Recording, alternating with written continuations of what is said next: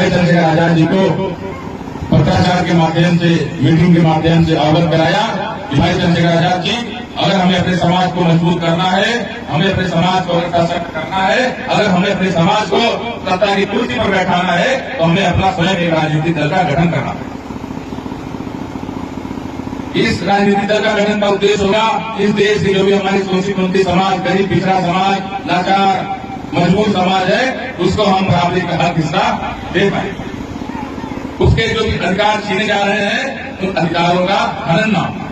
इसलिए माननीय काशीराम साहब के जयंती पर, जन्म दिवस पर आजाद समाज पार्टी काशीराम का निर्माण हुआ, स्थापना हुई, इस उद्देश्य के साथ हुई कि ये शोषित वंचित समाज, ये गरीब पिछड़ा समाज आने वाले समय में अपनी सत्ता और अपनी सरकार स्वयं ले, अपनी हालत सुधारने का पीड़ा स्वयं ले, किसी और ठेकेदार को अपनी पीड़ा, अपनी अवस्था सुधारने के लिए वोट न दे, अपने ही लोगों को, अपनी पार्टी के लोगों को संसद और विधायक में भेजकर अपनी अवस्था, अपनी दुर्दशा स्वयं दूर करे। क्योंकि हमने 77 सालों में देख लिया, बहुत लोगों को भरोसा करके देख लिया, लेकिन जो भी सरकारें आई, जिन भी विधायकों और जिन भी सांसदों को हमने वोट दिया, वो आज तक हमारे उम्मीदों पे खड़े नहीं उतरे। आज भी हमारे बच्चे प्राथमिक पाठशाला में पढ़ के चले जाते हैं, और जो पढ़ना भी चाहता है उसको हम भेज नहीं पाते, क्योंकि वो व्यवस्था सरकार ने की ही नहीं। आज भी अगर कोई गंभीर बीमारी हो जाती है, तो उस गंभीर बीमारी के लिए हमको लाखों करोड़ों रुपए खर्च करने पड़ते हैं, क्योंकि इन आजादी के 77 सालों के बाद यहाँ की सरकारों ने इन गरीब शोषित वंचित समाज के लिए कोई ऐसी व्यवस्था नहीं की कि वो अपना इलाज मुफ्त में करा। आज भी आपकी जो है 50 साल पहले आप घर में जो लोग मजदूरी करते थे, आज भी आपके घर में लोग मजदूरी करते हैं, दिल्ली बम्बई कमाने जाते हैं। क्यों? क्योंकि उन्होंने कोई ऐसा प्लेटफॉर्म, कोई ऐसा अवसर नहीं दिया कि जिससे आपकी हालत में सुधार हो। लेकिन इस हालत को सुधारने के लिए हम सिर्फ उनको जिम्मेदार नहीं ठहरा, हमें अपने अंदर भी झांक कर देखना चाहिए कि हम जय भीम तो कहते हैं, लेकिन कभी हम बाबा साहब की बात को नहीं मानते। बाबा साहब ने ये नहीं कहा था कि आप अलग अलग गुट में, अलग अलग संगठन में अलग होकर आप लोग ताकत कम करो। आप इतनी असंख्य आबादी होने के बावजूद भी आज आप इतने पिछड़े क्यों है? इसका यही कारण है कि हम बाबा साहब को तो मानते हैं, लेकिन बाबा साहब की बात को नहीं मानते। माननीय काशीराम साहब को तो मानते हैं, लेकिन उनकी जैसा संघर्ष करना नहीं जानते। हम बातें तो करते हैं बड़ी बड़ी, लेकिन हम लोग जमीनी स्तर पर अपने संगठन को, अपनी पार्टी को मजबूत करने के लिए परेशान नहीं। हम लोग चिंता नहीं करते। हम लोग बुद्ध जी की बात करते हैं, लेकिन जब बुद्ध जी ने चिंतन किया था तो उन्होंने संसार को बदल दिया। आपने क्या कभी अपने घर में चिंतन किया? क्या आपने कभी ये सोचा कि समाज की दुर्दशा बदलने के लिए कोई बाहर से नहीं आएगा, कोई आसमान से नहीं आएगा? इस समाज की दुर्दशा बदलने के लिए हमें ही छोटे छोटे स्तर पर प्रयास करने होंगे, और जब छोटा छोटा स्तर पर प्रयास होंगे वही बड़ी सफलता मिलेगी। अब अगर आपके बीच में आपके लिए, आपके अधिकारों के लिए सड़कों पे कोई नेता आया है तो भाई चंद्रशेखर आजाद जी, उनको मजबूत करने के लिए, उनकी पार्टी को मजबूत करने के लिए आपको भी बूथ स्तर पर, सेक्टर स्तर पर, विधानसभा के स्तर पर अपने संगठन को मजबूत करना। आपको भी सोचना होगा इस पार्टी को कैसे मजबूत किया जाए। आपको भी, अगर आप करते हैं कि बाबा साहब ने अपने 4 बच्चों की कुर्बानी दी इस समाज के लिए, तो आपको भी 24 घंटे में 1 घंटा ऐसा निकालना पड़ेगा जो अपने समाज के लिए, अपने पार्टी के लिए काम करें।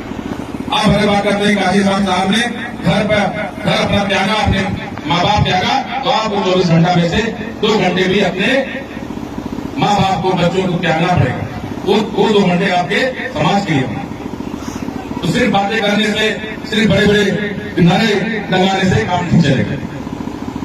हम जब भी यहाँ कितनी तेजी से बोल रहे, कितनी भी ऊंची आवाज में बोल रहे, लेकिन क्या बाबा साहब के सपनों का भारत बन पाएगा? कैसे बनेगा? इसके लिए हमें अपने ही समाज में से, अपने ही पार्टी में से किसी न किसी विधायक को उस विधानसभा में भेजना पड़ेगा। जब जाकर वहां को कहेगा जय भीम, तो वो असली जय भीम, तब वहां पे आपको लगेगा हाँ कि बाबा साहब का लाल, काशीराम साहब का लाल उस विधानसभा में जय भीम है। उस जय भीम को इस देश के करोड़ों लोग सुनेंगे, और इस जय भीम को सिर्फ यहाँ के 200, 250, 300 लोग सुनेंगे। तो आप खुद आकलन कर लीजिए कि वो विधानसभा, वो संसद क्यों आपके लिए आवश्यक है। आपकी कोई पीड़ा, आपके खिलाफ जब कोई अत्याचार होगा, वो विधायक, वो सांसद, जब वो विधायक विधानसभा में जाएगा, वो सांसद में जाएगा, जब आपकी बात को रखेगा तो वो बात पूरे भारत में चलेगी। आपकी मीडिया कवरेज होगी, आपकी बात होगी, आपके लिए भी ये लग जाएगा कि हाँ, आप लोगों के लिए भी कोई लड़ने वाला आया है। लेकिन हम लोग क्या करते हैं, इस देश में 1100 से ऊपर विधानसभाएं सुरक्षित है और 80 से ऊपर गरीब लोकसभा सुरक्षित है, जिसमें कि बाबा साहब ने आपको ये अधिकार दिया था कि आप अपने ही समाज में से किसी को संसद या विधानसभाओं में भेज सकें, जिससे आपकी आवाज को उठाया जा सके। लेकिन हम क्या करते हैं, हम ना पार्टी देखते कि किस पार्टी का वो प्रत्याशी है, और ना हम उसके 5 साल पिछले जो सामाजिक कार्य किए गए, ना वो हम देखते हैं कि कैसा उसकी इमेज है, कैसा समाज में उसका साथ है। हम बस ये देखते हैं कि चलो ठीक है, हमने समाज का व्यक्ति उसको वोट दे दिया, उसको जिताने के लिए आपने वोट दे दिया, लेकिन वो जिस पार्टी का विधायक है वो उसी पार्टी की ही तो बात सुनेगा। मेरे सवाल उस पार्टी को ये सोचना है कि हमें अपना विधायक और अपना सांसद स्वयं अपनी पार्टी से देना, और इसके लिए कोई बहुत बड़ी चीज नहीं। इस राजनीति में अगर आप वोट देना जानते हो तो आपको वोट लेना भी आना चाहिए। अगर आपके अंदर बाबा साहब काशीराम साहब का खून है तो आपको ये पता होना चाहिए कि संविधान ने अगर आपने वोट का अधिकार दिया है तो हमें वोट लेने का भी अधिकार दिया, और वोट लेंगे कैसे, उसके लिए आपको राजनीति में आना पड़ेगा। अगर आपको अपनी दुर्दशा अवस्था को सही करना है तो इस राजनीति में, इस आजाद समाज पार्टी काशीराम में आपको स्वयं उतरना होगा। आप जैसे अन्य जगहों पे गंदगी साफ करते हो, वैसे इस समाज की भी गंदगी को आपको साफ करना पड़ेगा। नहीं तो आप 5 सालों तक रोते रहोगे, ये कहते रहोगे कि भैया आपके हम ठग लिए गए, अगली बार वोट किसी और को देंगे। लेकिन फिर वही जैसे ये 4.5 साल होगा, जैसे ही अगले दिन चुनाव होगा उसके 1 दिन पहले स्वादिष्ट व्यंजन आपके सामने आ जाएगा, 4.5 साल आप भूल जाओगे।